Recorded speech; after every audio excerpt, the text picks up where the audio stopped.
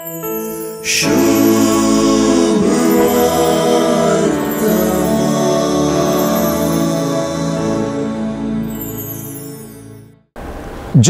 विश्वासी नासता चिल्लर कारणां घेवन जेजूक शिरकावन घालूंक पळेवचे, आपणाक धार्मीक वा भक्तीक म्हणून वलावन घेतिल्ले कुरड्या मनोभावाचे जुदेव मुखेली एकडच्यान तर आनी एकडच्यान हांकां सारके विरोध आसची जुदेव न्हय आसलेली, हेरांनी अनभावार्थी म्हणून वलायलेली आनी जेजून भावार्थी म्हणून आपयलेली एकली कानानगार्न स्त्री.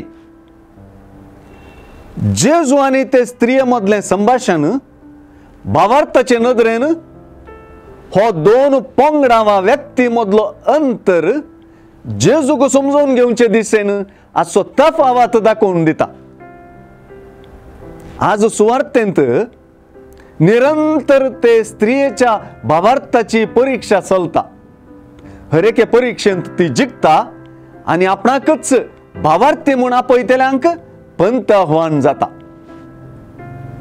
जुदेवानी जुदेव न्हय आसलेल्यांक वापारचे हल्क करचे भाशेंत जेजू तिची परीक्षा करचे नदरेन घरच्या भुरग्यांचो उंडो काडून सुण्यांक दिवचो समान अशें म्हणालोच म्हूण चिंतया.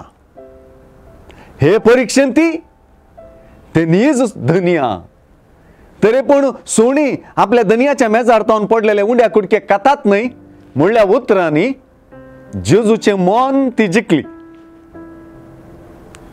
तिच्या देखी बरीत भावार्थाची जेजून वाकाणणी केली आनी हाचो फळ जावन तिची धूव बरी जाली.